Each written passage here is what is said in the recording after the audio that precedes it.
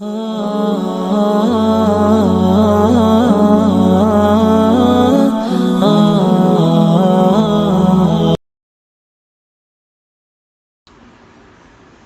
کے حوالے سے خواتین کافی سوالات پوچھتی رہتی ہیں کہ یہ چیز پہننی جائز ہے کہ نہیں جائز ہے، جینز ہو، پلازو ہو، کیپری ہو اور پتہ نہیں کیا کیا۔ اور میں احادیث کی روشنی میں ان کو بتاتا ہی رہتا ہوں کہ مرد و خواتین کے لیے لباس کا اسلام نے ایک کرائٹیریا دیا ہے، ایک معیار دیا ہے، کچھ شرائط کے ساتھ اجازت دی ہے، وہ شرائط پوری کر لیں پھر جو مرضی پہنیں۔ لیکن اب ضرورت محسوس یہ کی گئی ہے کہ اس کو تفصیل کے ساتھ بیان کر دوں اور ریکارڈنگ کی صورت میں بیان کر دوں تاکہ یاد دہانی بھی ہوتی رہے۔ تو یہ شرائط یاد بھی کر لیں اور سمجھ بھی لیں۔ اس میں پہلی شرط تو یہ کہ ایک مسلمان عورت کے لباس کا کامل ہونا ضروری ہے، جو غیر محرم مردوں سے اس کے پورے جسم کو مکمل پردے میں چھپا کر رکھے، اور محرم لوگوں کے سامنے عورت جسم کے صرف انہی حصوں کو ظاہر کر سکتی ہے جن کے ظاہر کرنے کا عموماً رواج پایا جاتا ہے، یعنی وہ ان کے سامنے صرف اپنے چہرے، اپنے دونوں ہتھیلیوں اور قدموں کو ظاہر کر سکتی ہے۔ پھر لباس کا اس طرح ساتر ہونا ضروری ہے کہ جسم نظر نہ آئے، اتنا باریک نہ ہو، اتنا ٹرانسپیرنٹ نہ ہو کہ اس کے نیچے سے عورت کی جلد ظاہر ہو، اور تیسرا یہ کہ ایسا تنگ اور چست نہ ہو کہ اس کی اعضاء کی ساخت نمایاں ہو۔ جناب نبی کریم صلی اللہ علیہ وآلہ وسلم نے فرمایا، جہنمیوں کی دو قسمیں ایسی ہیں جن کو میں نے دیکھا نہیں ہے۔ ایک قسم ان لوگوں کی ہے جن کے ہاتھوں میں گائے کی دم کی مانند کوڑے ہوں گے جن سے وہ لوگوں کو ماریں گے۔ دوسری قسم ان عورتوں کی ہے جو لباس پہن کر بھی ننگی ہوں گی، مٹک مٹک کر مونڈوں اور کولوں کو ہلا ہلا کر چلیں گی۔ ان کے سر بختی اونٹ کی جھکی ہوئی کوہان کی طرح ہوں گے۔ وہ نہ تو جنت میں داخل ہوں گی اور نہ اس کی خوشبو ہی پائیں گی، حالانکہ اس کی خوشبو اتنی مسافت سے پائی جاتی ہے۔ اور یہ صحیح مسلم کی حدیث 2128 ہے۔ اور شیخ الاسلام ابن تیمیہ رحمۃ اللہ علیہ اپنے مجموعہ فتاویٰ میں جلد نمبر 22 میں صفحہ نمبر 146 پہ وہ اس کی تشریح کرتے ہیں، اس حدیث کی شرح کرتے ہیں۔ وہ کہتے ہیں کہ رسول اللہ صلی اللہ علیہ وسلم کی اس حدیث کی ایک تفسیر یہ بھی ہے کہ غیر ساتر لباس پہنے ہوں گی، بظاہر وہ لباس پہنے ہوں گی خواتین، لیکن حقیقتاً ننگی ہوں گی۔ مثال کے طور پہ وہ خواتین جو ایسا باریک لباس استعمال کرتی ہیں جس سے ان کی جلد ظاہر ہوتی ہے،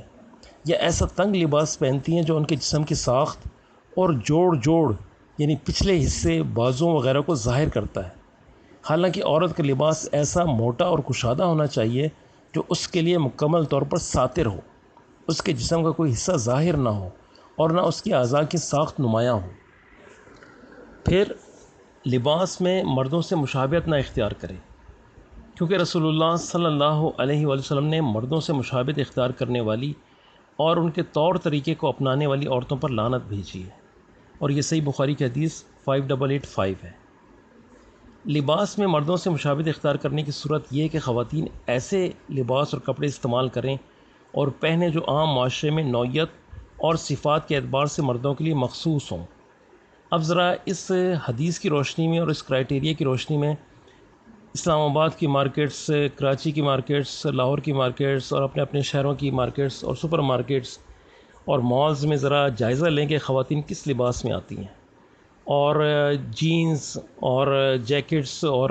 مردوں کے جتنے لباس ہیں وہ سارے استعمال کرتی ہیں، اور اس وعید میں آ رہی ہیں کہ نہیں آ رہی ہیں۔ یہ اس کا جواب آپ خود اپنے ذہن سے دیں کہ کیا وہ اس وعید میں آ رہی ہیں کہ نہیں آ رہی ہیں، اور کیا ان کا لباس ٹرانسپیرنٹ نہیں ہوتا۔ یہ سب سوچنے والی باتیں ہیں، اور پھر اس کے نتیجے میں یہ بھی اندازہ لگا لیں کہ ہم پہ رحمت اور برکت کی بارش کیوں نہیں ہوتی ہے۔ اور اس کے علاوہ دوسری جو شرط ہے وہ یہ کہ لباس میں ایسی زیب و زینت نہ ہو کہ گھر سے باہر نکلتے وقت عورت مردوں کی توجہ کا مرکز بن جائے، اور اس کی وجہ سے اس کا شمار اجنبی مردوں کے سامنے اپنی زیب و زینت کا اظہار کرنے والی بے حیا عورتوں میں ہونے لگے۔ اور آخری یہ ہے کہ حجاب، یعنی حجاب کے معنی ہے کہ عورت غیر محرم لوگوں سے اپنے پورے جسم کو پردے میں رکھے، اور سورہ نور میں ہم پڑھتے آئے ہیں کہ اپنی زینت کو ظاہر نہ کریں سوائے اس کے جو ظاہر ہے، اور اپنے گریبانوں پر اوڑھنیاں ڈالے رہیں، اور اپنی زینت کو کسی کے سامنے ظاہر نہ کریں سوائے اپنے خاوندوں کے لیے یا اپنے والد یا اپنے سسر یا اپنے لڑکوں یا اپنے خاوند کے لڑکوں یا اپنے بھائیوں کے لیے۔ اور سورہ احزاب میں بھی ہم نے یہ پڑھا ہے کہ جب تم نبی صلی اللہ علیہ وسلم کی بیویوں سے کوئی چیز طلب کرو تو پردے کے پیچھے سے طلب کرو۔ اور اس آیت میں جو حجاب ہے اس سے مراد ایسی دیوار یا دروازہ یا لباس ہے جو عورت کو پردے میں رکھے۔ آیت اگرچہ ازواج المطہرات کے حق میں نازل ہوئی ہے، لیکن اس کا حکم تمام مومنات کو عام ہے، کیونکہ اللہ تعالیٰ اس کی علت بیان کرتے ہوئے فرماتے ہیں کہ تمہارے اور ان کے دلوں کے لیے کامل پاکیزگی یہی ہے۔ اس میں علت یہی ہے کہ کسی کے دل میں بیماری ہو سکتی ہے، اٹریکٹ ہو سکتا ہے، مائل ہو سکتا ہے، اس لیے حجاب اختیار کرنا لازمی ہے۔ اور سورہ احزاب ہی میں پردے کے لیے جلابیب استعمال ہوا ہے، اور صحابہ کرام کی تفاسیر کی روشنی میں جلابیب اس بڑی چادر کو کہتے ہیں جو سر سمیت عورت کے پورے بدن کو ڈھانپ لے۔ ابو عبیدہ رحمۃ اللہ علیہ کا بیان ہے کہ اسے اپنے سر کے اوپر اس طرح عورت ڈالے کہ سوائے آنکھ کے جسم کا کوئی حصہ ظاہر نہ ہو، اسی سے نقاب بھی ہے۔ اور غیر محرم لوگوں کے سامنے عورت کا اپنے چہرے کو چھپانا بھی ضروری ہے۔ سنت سے اس کے وجوب پر بہت سارے دلائل ملتے ہیں، جن میں سے ایک دلیل سیدہ عائشہ صدیقہ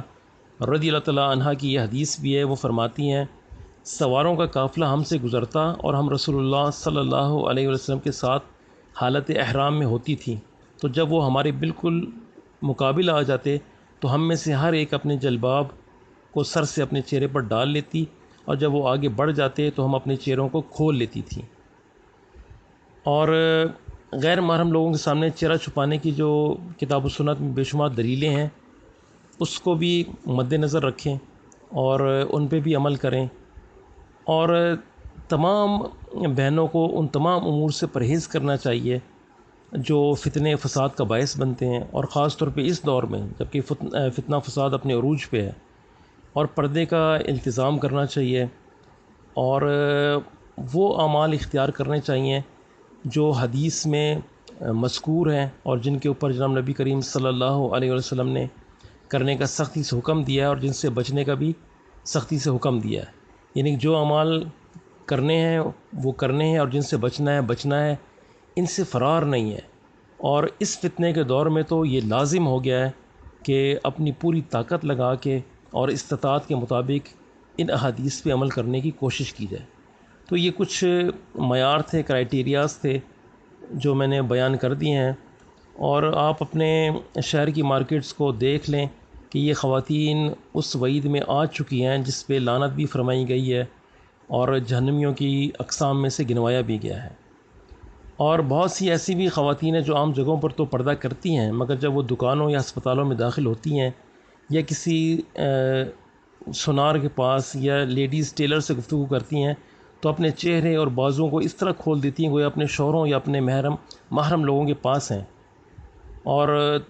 ذرا ان کو احساس نہیں ہوتا کہ کس حد تک وہ اس وعید میں داخل ہو چکی ہیں۔ ایسی خواتین کو اللہ تعالیٰ سے ڈرنا چاہیے۔ اور بیرون ملک سے آنے والی بہت سی عورتوں کو جہازوں میں دیکھا جاتا ہے کہ وہ بے پردہ ہوتی ہیں، اور سعودی عرب کے کسی ایئرپورٹ پر جہاز کے اترتے ہی نقاب اوڑھ لیتی ہیں، گویا ان کی نظر میں پردے کا تعلق عادات اور رسم و رواج سے ہے، یہ کوئی دینی حکم نہیں ہے۔ ان کو معلوم ہونا چاہیے کہ پردہ انہیں ان زہر آلود نگاہوں سے تحفظ فراہم کرتا ہے جو بیمار دلوں اور انسان نما جانوروں سے صادر ہوتی ہیں، اور ان سے فتنہ فساد پیدا ہوتا ہے۔ لہٰذا جتنی بھی بہنیں ہیں وہ خاص طور پہ پردے کا اہتمام ضرور کریں۔ اور حدیث میں اور قرآن مجید میں جب حکم آ گیا تو پھر ماننے کے لیے آتا ہے، اور وہ صرف پڑھنے کے لیے نہیں ہوا کرتا ہے۔